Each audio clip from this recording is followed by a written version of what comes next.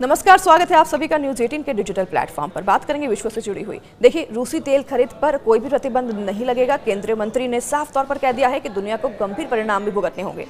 बिल्कुल आपने सही सुना। क्या है ये पूरा मामला, आपको बताते हैं। देखिए, दरअसल अमेरिका और भारत के बीच व्यापार नीतियों पर जारी महत्वपूर्ण वार्ता के बीच संवाददाताओं से बातचीत में मंत्री पुरी ने कहा कि रूस हर दिन करीब 1 करोड़ बैरल के साथ विश्व स्तर पर कच्चे तेल का दूसरा सबसे बड़ा आपूर्तिकर्ता बना हुआ है।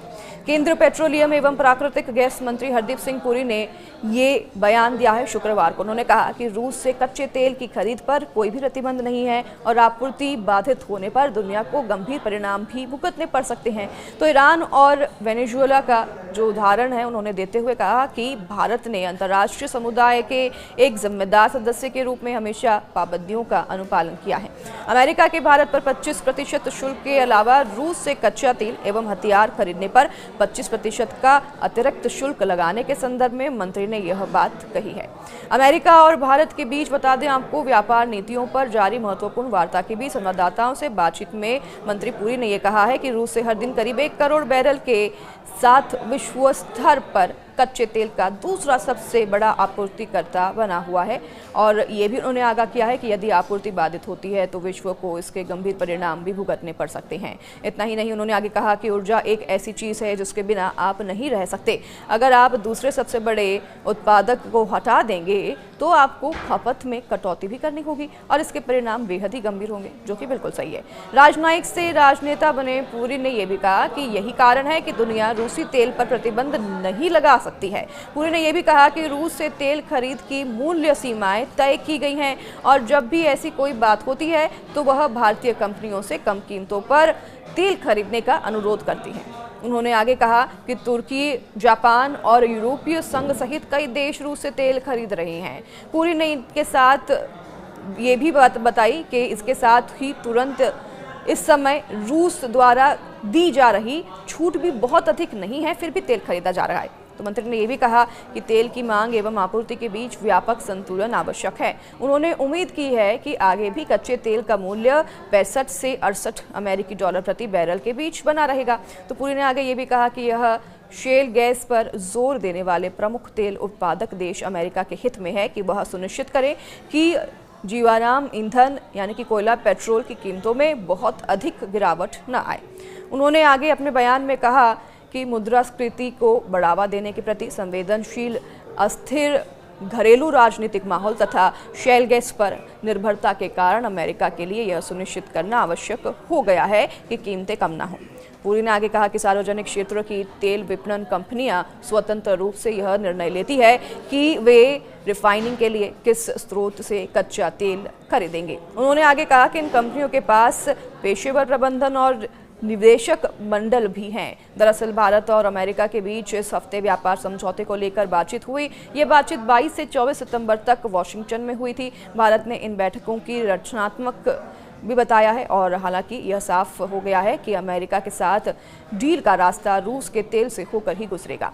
अमेरिका की एक बड़ी मांग ने इस समझौते में अड़ंगा भी डाल रखा है। तो अमेरिका ये चाहता है कि भारत रूस से तेल खरीदना बंद कर दे, लेकिन भारत ने इस मांग को मानने से बिल्कुल सिरे से इनकार कर दिया है। अमेरिका ने साफ कहा है कि रूस के मुद्दे को सुलझाना भारत के टैरिफ कम करने और व्यापार समझौते करने के लिए बहुत ज़रूरी है। तो बातचीत सकारात्मक रही है, लेकिन कोई भी बड़ी सफलता फिलहाल नहीं मिल पाई है। केंद्रीय वाणिज्य मंत्री पीयूष गोयल के नेतृत्व में भारतीय टीम ने अमेरिका को कुछ रियायतें भी दी। इनमें आपको बता दें कि जेनेटिकली मॉडिफाइड जीएम मक्के के आयात पर कुछ प्रतिबंधों को कम करने भी शामिल हैं। भारत ने अमेरिका रक्षा और ऊर्जा उत्पादों को ज़्यादा खरीदने की भी पेशकश की है। तो अमेरिका के व्यापार वार्ताकारों ने अपने भारतीय समकक्षों को यह बात साफ साफ बताई।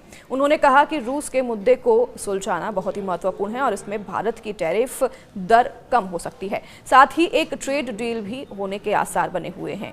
पिछले महीने राष्ट्रपति डोनाल्ड ट्रंप ने भारतीय सामानों पर टैरिफ दोगुना कर दिया था और उन्होंने इसे 50% कर दिया था। ट्रंप ने भारत पर आरोप लगाया था कि वह रूसी राष्ट्रपति व्लादिमीर पुतिन को यूक्रेन में उनके युद्ध के लिए पैसा जुटाने में मदद कर रहे हैं।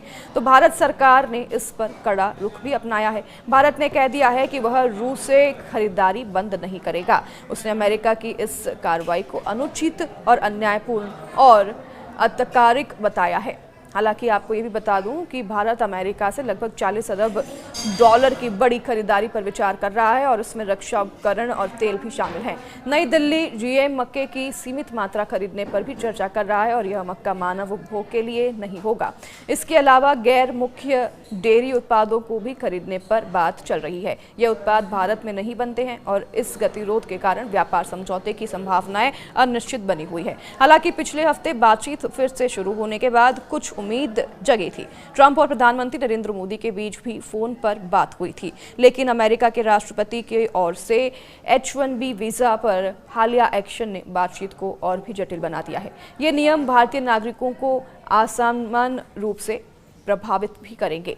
तो अधिकारियों ने अमेरिका को यह भी बताया है कि रूसी तेल आयात में कोई भी बड़ी कमी तभी संभव होगी जब वॉशिंगटन भारत को ईरान और वेनेजुएला जैसे प्रतिबंधित सप्लायर्स से कच्चा तेल खरीदने की अनुमति देगा।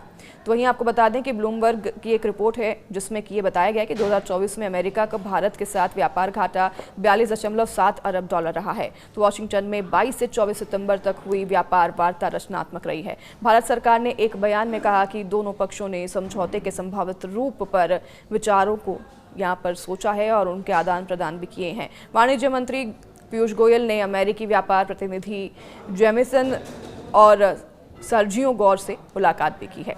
सर्जियो गौर से भारत में राजदूत के लिए ट्रंप के नामित भी व्यक्ति हैं जो कि बातचीत कर रहे हैं और मंत्री ने अपनी यात्रा के दौरान भारतीय व्यवसायों और निवेशकों से भी मुलाकात की। इन सभी बातों के बावजूद रूस से तेल खरीद का मुद्दा एक बड़ा बाधा बना हुआ है। जब तक इस मुद्दे का कोई भी समाधान नहीं निकलता तब तक भारत और अमेरिका के बीच व्यापार समझौते पर अंतिम मुहर लगना काफ़ी मुश्किल लग रहा है। दोनों देशों के बीच बातचीत फिलहाल हालांकि जारी है, लेकिन फिलहाल कोई भी ठोस नतीजा नहीं निकला है।